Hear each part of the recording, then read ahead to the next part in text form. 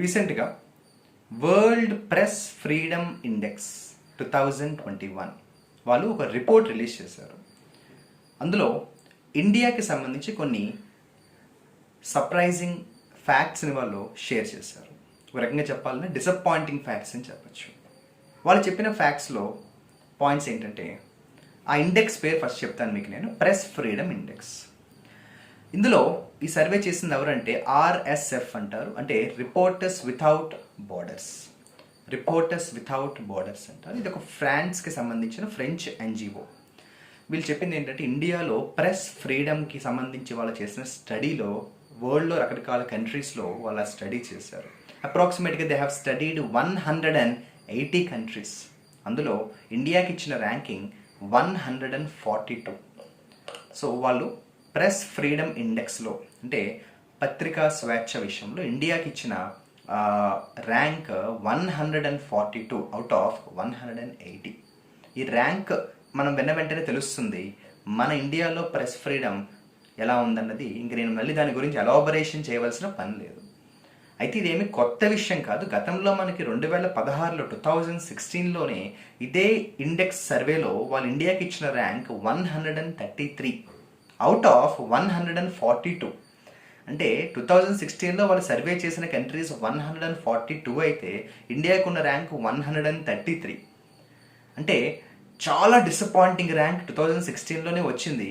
ఇమ్మీడియట్గా ఏమైందంటే గవర్నమెంట్స్ మన గవర్నమెంట్ ఆఫ్ ఇండియా వెంటనే ఏం చేస్తుందంటే అప్పటి నుంచే ఒక ప్రయత్నం చేస్తుంది ర్యాంక్ని ఎలా ఇంప్రూవ్ చేయాలి అన్న ఒక ప్రయత్నంలో భాగంగానే మనకి ఇండెక్స్ మానిటరింగ్ సెల్ అని చెప్పేసి ఒక ఇండెక్స్ మానిటరింగ్ సెల్ అనే దాన్ని కూడా స్టార్ట్ చేసింది government of India, headed by the cabinet secretary Rajiv Gauba.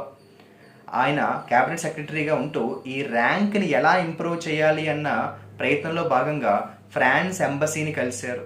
అలాగే ఈ సర్వే చేసిన రిపోర్టర్స్ వితౌట్ బార్డర్ వాళ్ళతో కూడా మీటింగ్లో కూర్చున్నారు, వాళ్ళతో డిస్కస్ చేశారు.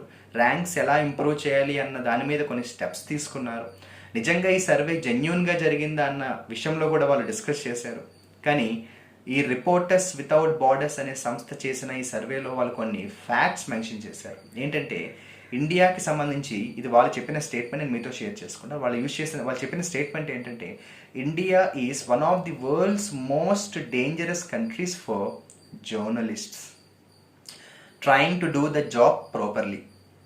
అంటే జర్నలిస్ట్స్ ఎవరైతే వాళ్ళ కర్తవ్యం వాళ్ళు సక్రమంగా చేస్తారో అటువంటి జర్నలిస్ట్స్కు ఇండియా అనేది ఒక డేంజరస్ కంట్రీ అట. అంటే వాళ్ళు బతికే అవకాశాలే తక్కువ ఉంటాయి. అంటే ముఖ్యంగా జర్నలిస్టుల మీద అటాక్స్ అనేవి విపరీతంగా జరిగే కంట్రీస్లో ఇండియా ఒకటట.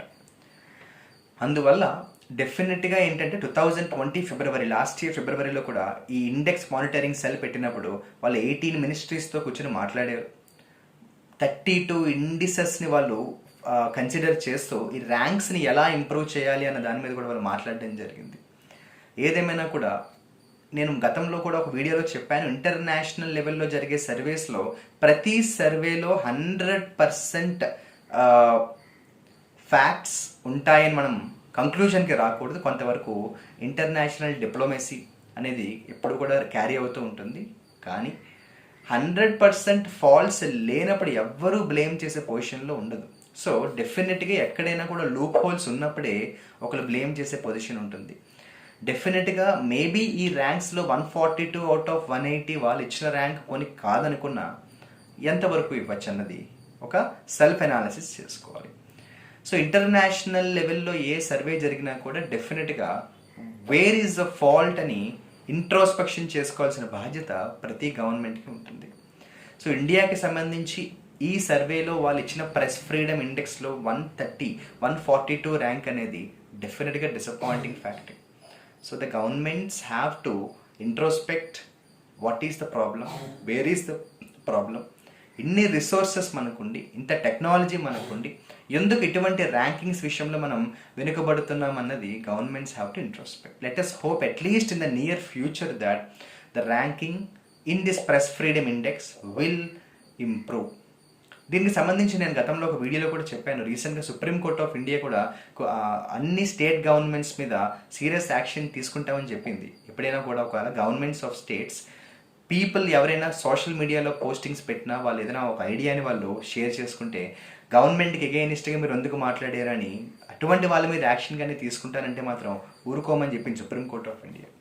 గతంలో కూడా కొన్ని మనం స్టేట్స్లో చూసాము, లాక్డౌన్ టైంలో కూడా ఎవరైనా ఫేస్బుక్లో లేదా ట్విట్టర్లో లేకపోతే ఇన్స్టాగ్రామ్లో ఏదైనా సోషల్ మీడియాలో యూట్యూబ్లో వాళ్ళ ఐడియాస్ని షేర్ చేసుకుంటే మీరు గవర్నమెంట్కి ఎందుకు ఎగైనిస్ట్గా మాట్లాడారు. It is a democracy. It is a fundamental right to every citizen to share their ideas. Whatever ideas they have to share, they can share their ideas. నా ఐడియా నువ్వు యాక్సెప్ట్ చేయకపోవచ్చు, కానీ my idea is my idea, whereas your idea is your idea. అయితే ఈ ప్రాసెస్లో నేను గతంలో కూడా చెప్పాను, ప్రాబ్లం ఎక్కడ వస్తుందంటే when you cross the boundary. అంటే మనకి ఫండమెంటల్ రైట్స్ ఉన్నాయని వాటిని మనం వైలేట్ చేయకూడదు. ఆ రెస్పాన్సిబిలిటీ గవర్నమెంట్స్ మీద ఎంత ఉంటుందో, జ్యుడిషియరీ మీద ఎంత ఉంటుందో, పీపుల్ మీద కూడా అంతే ఉంటుంది. So you always are welcome to oppose my idea, but the way you oppose is also very important. ఒక హుందాతాన్ని మనం మెయింటైన్ చేయాలి, ఒక డిగ్నిటీని మెయింటైన్ చేయాలి, ఒక రెస్పెక్ట్ని మెయింటైన్ చేయాలి. అది వైలేట్ అయినప్పుడు ఏమవుతుందంటే అన్నెసెసరీ అన్వాంటెడ్ కాన్సిక్వెన్సెస్ ఫేస్ చేయాల్సి వస్తుంది. that will again lead to autocracy, government or monarchy system వస్తుంది. So it is a responsibility bestowed on everybody's shoulder to maintain mutual dignity and mutual respect. ఇంగ్లీష్లో ఒక saying కూడా ఉంది, the real maturity is still respecting you despite not able to agree to your point అంటారు. అంటే నువ్వు చెప్పిన దాన్ని నేను ఒప్పుకోకపోయినా నీ మీద నా రెస్పెక్ట్ అలాగే ఉంటుంది. అయితే ముఖ్యంగా మన ఆంధ్రప్రదేశ్ తీసుకుంటే, ఈ పొలిటికల్ సినారియో తీసుకుంటే పర్సనల్ రివెంజెస్, పర్సనల్ గ్రెడ్జెస్, ఇంకా వాళ్ళు మాట్లాడే లాంగ్వేజ్ అయితే అవుట్ ఆఫ్ ఇమాజినేషన్, వేరే విషయం అనుకోండి. సో అదే పీపుల్లో కూడా క్యారీ అవుతుంది. నేను ఎప్పుడు కూడా చెప్తాను, politicians should always be like inspiring people. వాళ్ళు తప్పు చేయకూడదు, జనాల్ని మిస్లీడ్ చేయకూడదు, కానీ దానికి ఎగ్జాక్ట్ కాంట్రరీ చాలా చోట్ల మనం చూస్తున్నాం. But anyway, this is about the press freedom index where India got 142 rank out of 180. Let's hope this will improve in the near future. Thank you.